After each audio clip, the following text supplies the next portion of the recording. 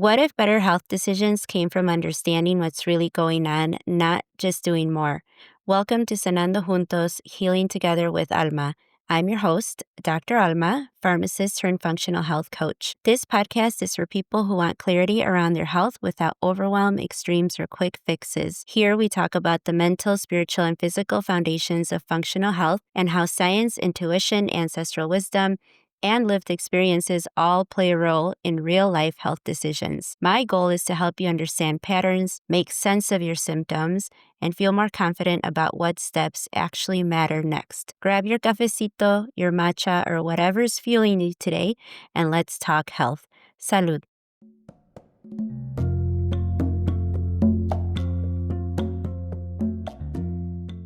Welcome back to Sanando Juntos. I can't believe this is the last episode of the season already.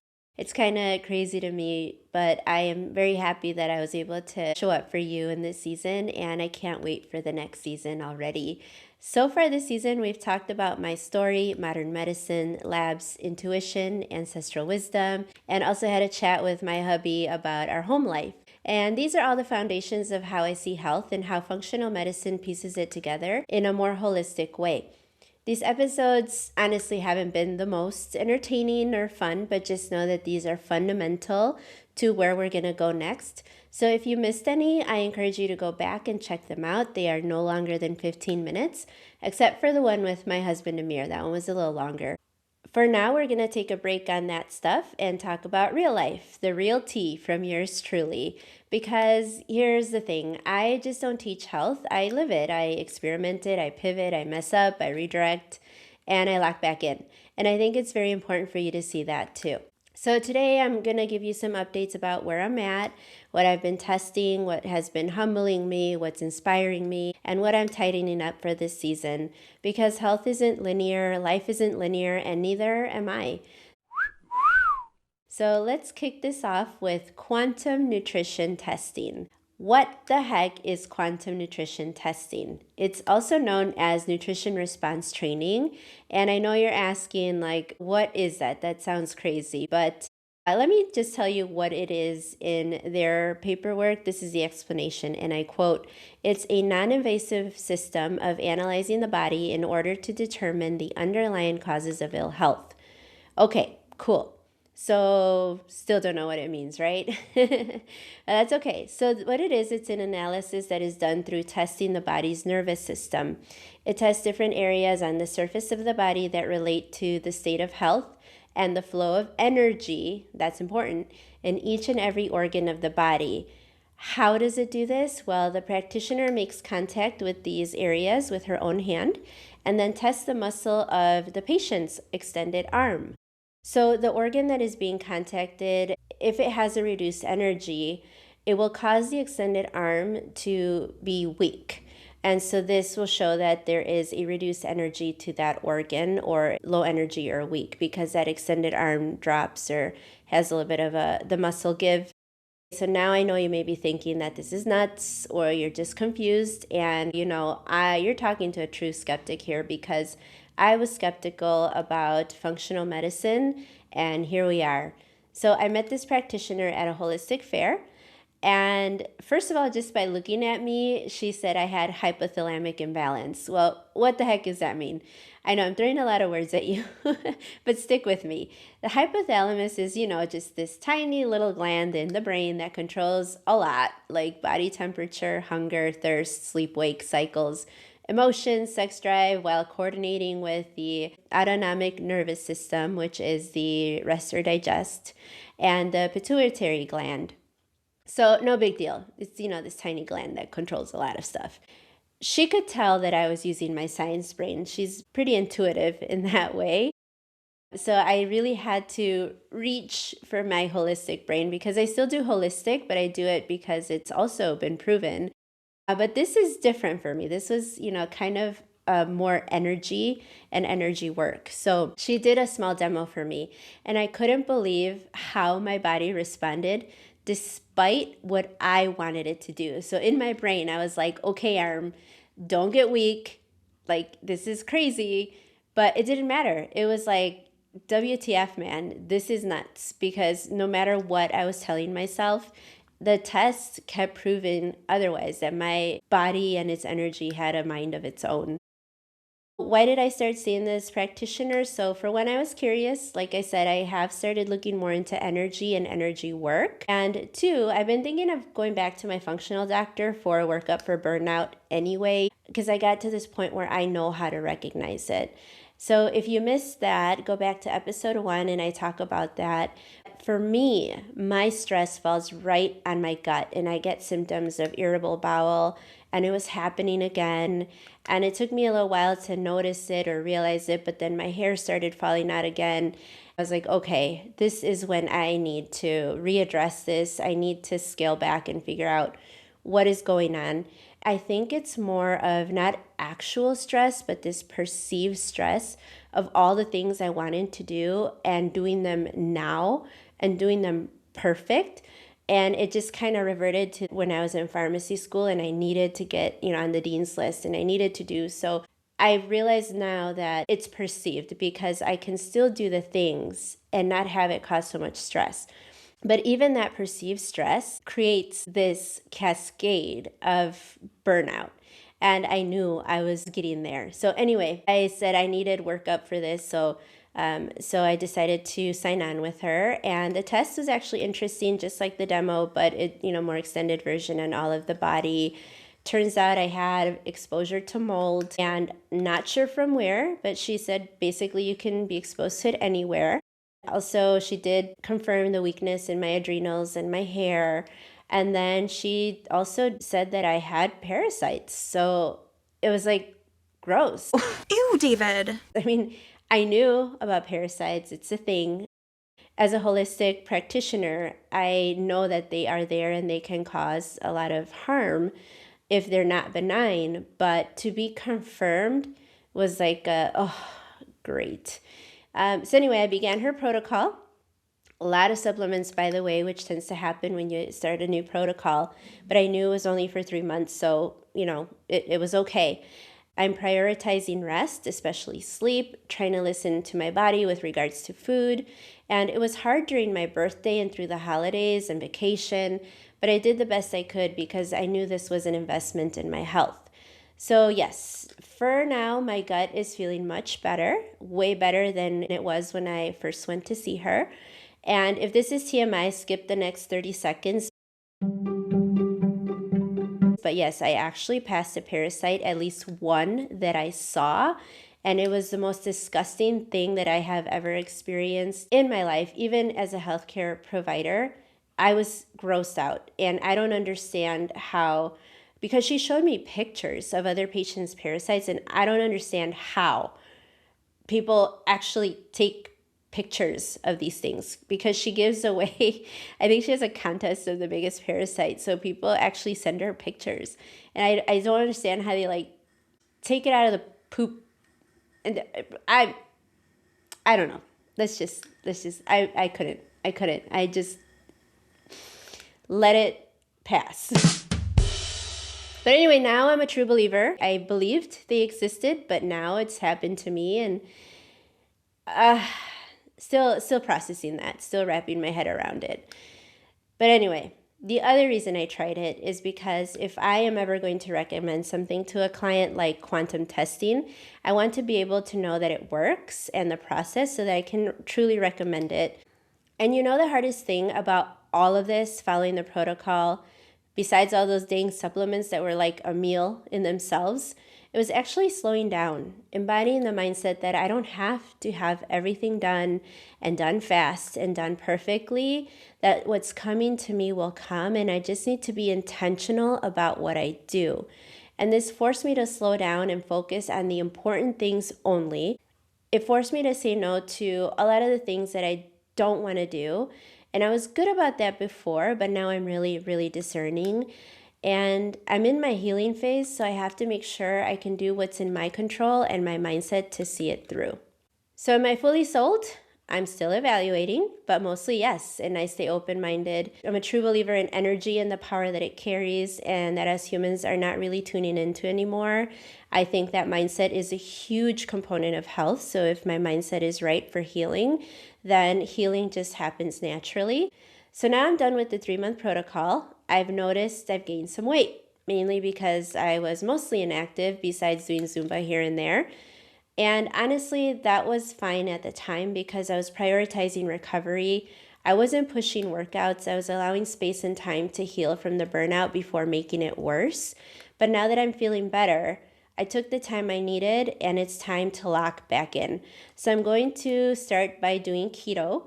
But before you say, but Alma, I thought you said it destroyed you, blah, blah, blah, que la chingada. Well, yeah, okay, I said that. But hear me out, okay? I said keto was not for me long term, and that's important. The keto diet, for those who don't know, is high fat and 0 to low carbs.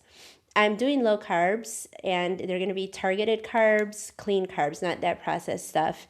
And I'm eating them at dinner or after workouts because I have learned that that's when my body needs them the most. And if I don't eat carbs during those times, I feel run down and my blood sugar drops, especially at night if I don't eat a little bit of carbs for dinner. And it makes me wake up during the middle of the night when I'm sleeping. And how I know that is, I'll go over it in another episode, but I've worn continuous glucose meters, and a lot of times when I don't prioritize carbs at night, I wake up in the night with low blood sugar.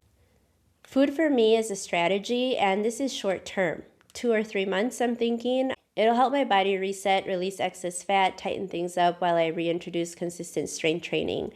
I know how this tool works for me, and I know when to put it down. And also the body is so intelligent, it adapts so quickly, and that's why things that used to work for you don't always work because your body gets used to it. So it's good to change things up every once in a while, and this goes for diets, exercise, supplements. It's good to take breaks sometimes or change it up.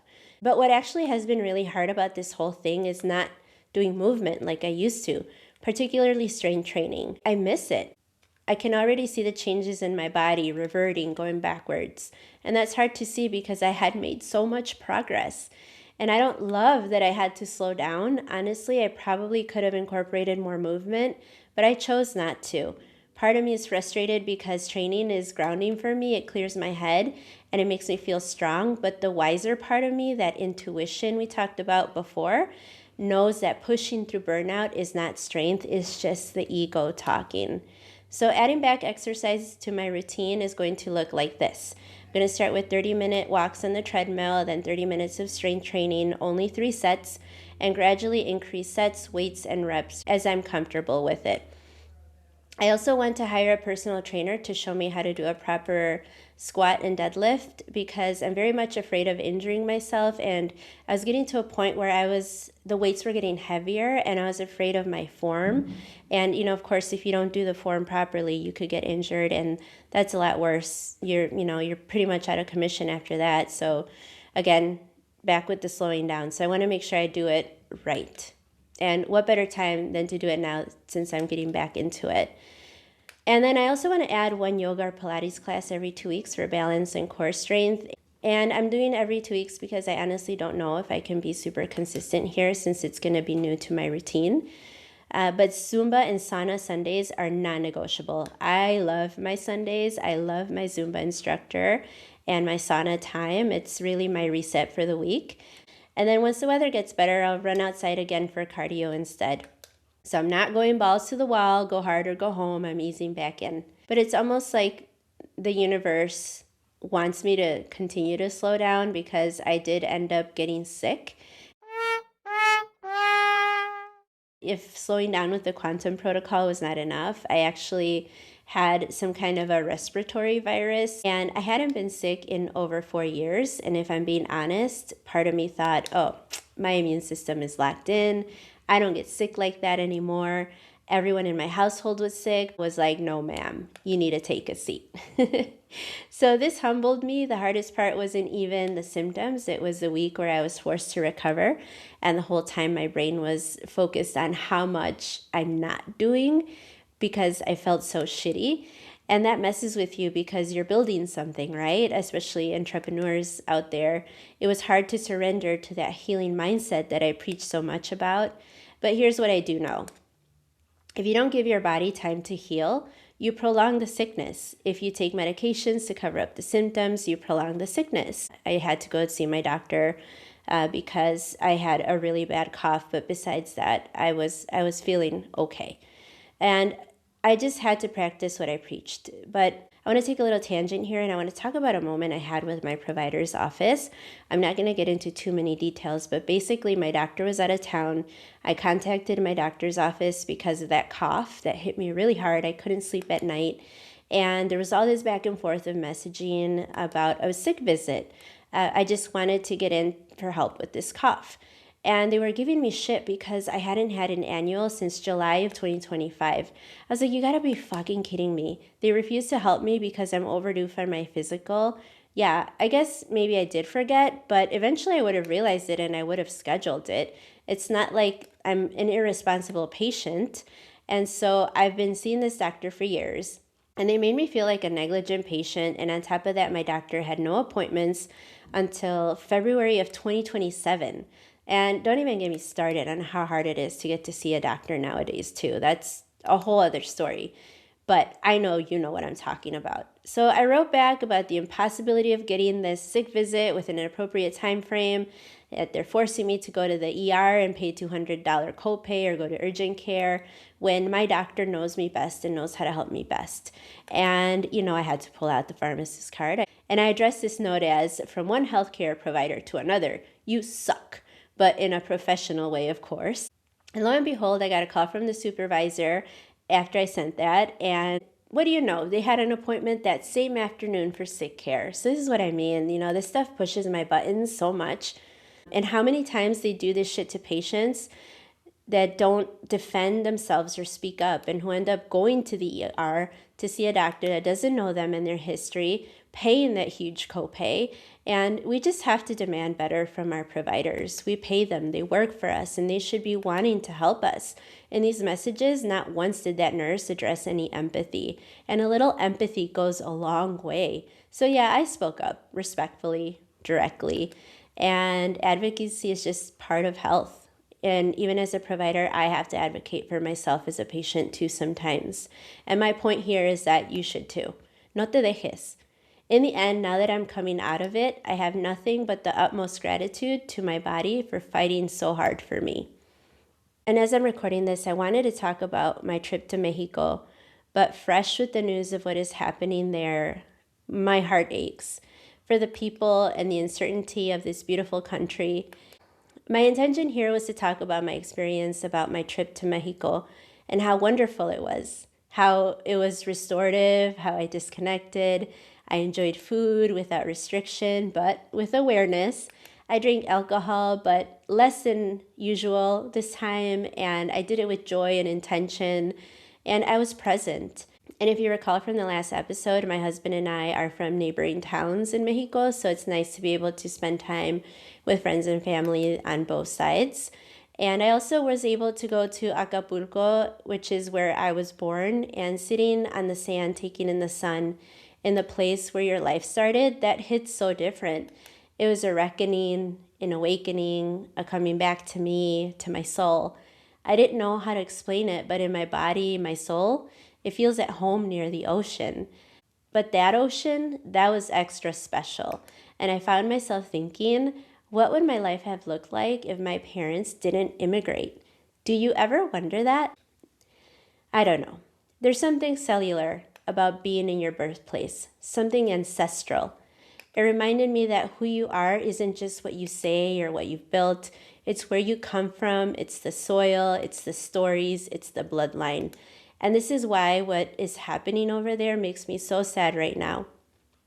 It remains to see, but I am hopeful and I pray to the universe that this is just the next step in the liberation of Mexico's soul and that the innocent are protected from harm. But I also know the resilience of our people and how recently we had this up front and center reminding us who the F we are. It was a reminder we all need it. And I'm talking about Bad Bunny's Benito's Super Bowl halftime performance. I've been a fan of Benito since I can remember. I remember wanting to see him at a small bar in Milwaukee before he was super famous, but it didn't work out at that time. And now fast forward to still having withdrawals from the No Me Quiero Ir de Aquí tour in Puerto Rico, or I should say residency, this past September. I was so happy when they announced this show. This man is such an old soul. Even at his young age, to be this wise and sure of himself is incredible to watch, whether you like him or not. That's undeniable. I knew he would deliver and then some, but what I didn't expect was to be completely blown away, to be touched deep in my soul. The first time I watched it, I was just overwhelmed by the energy and everything that was going on. I felt like I was at a party, but the more I watched it, the more I appreciated the intention, the pride, the flags, the message that America is not just the United States, it's a whole collection of powerful cultures. I felt proud to be a Latina, proud to see us represented with joy and power and family and love. And I love the message. No matter what, we keep dancing, we keep showing up, we don't divide, we build. And that hit me because that's how I move too, because that's why I call this podcast Sanando Juntos. Once we learn our collective power, we are unstoppable. I'm not just talking about Latinos either. I'm talking about humanity. This little spotlight was just a friendly reminder of our presence as strength together. If you succumb to the messaging that's out there, them versus us, practice division like some parties do, we will not win. If you go around pretending like your culture, religion, affiliations are the only way, and it's black or white, you'll miss out on the other points of view, the beautiful shades of gray, the nuances. If you live like your country is the only one that matters, you miss out on the cultures, languages, cuisines, customs, landscapes of the world. For bad or good, this knowledge is something you can't learn in books. You have to experience and decide for yourself what you think about it. And I love that Benito brought this out in the kindest, least divisive way. If you go around hating on other cultures, that's too bad. You deny yourself the beauty of otherness. All right. So we're going to begin to start wrapping up and then just rapid fire on just a few things that I wanted to share. What I'm reading or going to read, I'm going to finally read The Artist's Way. I saw a lot of people post about it, and so it got me interested in actually looking at it and trying to figure out if it would help me, but there was such a long hold on it. So I'm very excited to finally get that started, and I'll report back on that.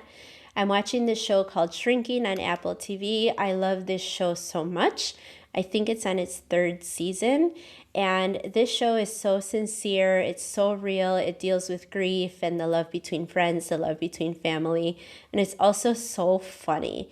Michelle Williams is such a blast. I completely enjoy this show. Food phase. Besides the keto, I've been prioritizing soups even before I got sick. They were so warming and give so much comfort, especially right now that it's just so cold. I just look up recipes that align with what I want, so mostly keto right now. And then the ones that you put in the crock pots are my favorite because you just set it and you forget it and you have soup for days. The mindset shift that I'm trying right now is, and I've heard this before, but recently I heard it again and it just kind of stuck with me. This mindset shift of showing up as her already. Stop waiting to become her. And her is the future self that you envision from what you want to accomplish, is showing up like that person already. So I'm really trying to embody that. And whether it works or not, I just want to be able to do that because it's actually very hard and always going back to your norm or what you're used to and not really showing up as that person that you want to be. So if you've been listening this season, thank you so much de todo corazón. I really appreciate you being here. Time is so precious and thank you for spending it with me. We're going to take a short break, but I'll be back soon with season 2 where I'm leading a couple things like structured nervous system and metabolic resets, and we'll dive deeper into the nuances of the mind, body, and soul. And if you're in a season of realignment or coming back into balance and you're ready to approach your health strategically instead of just guessing, you know where to find me. You can find podcast episodes now on Instagram on @Sanando Podcast.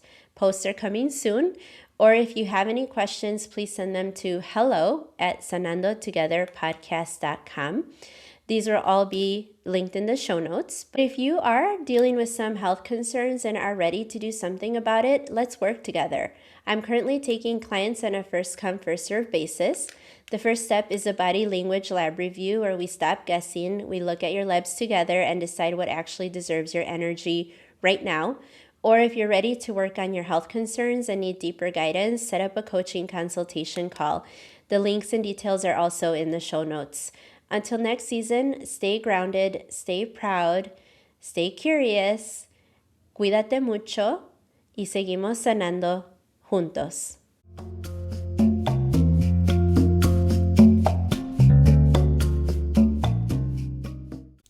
Thanks for spending this time with me on Sanando Juntos, Healing Together. I hope today's conversation helped you see your health a little more clearly and feel more grounded about where to go next. If this episode was helpful, I'd love for you to subscribe, leave a review, or share it with someone who might benefit from hearing it too. That's how this community grows and how these conversations reach the people who need them. If you're ready for more personalized guidance, you'll find ways to work together and learn more in the show notes. Until next time, cuídate mucho, trust the process, and remember, we heal juntos siempre. Ciao, ciao, baby.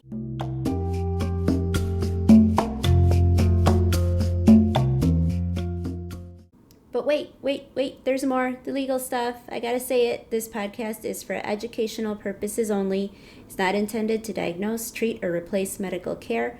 I'm a pharmacist and a functional health coach, but I'm not your personal healthcare provider. Talk with your physician or qualified healthcare professional before making changes to medications, supplements, or your health routine. Take what resonates, move at your own pace, and make decisions that feel aligned for you.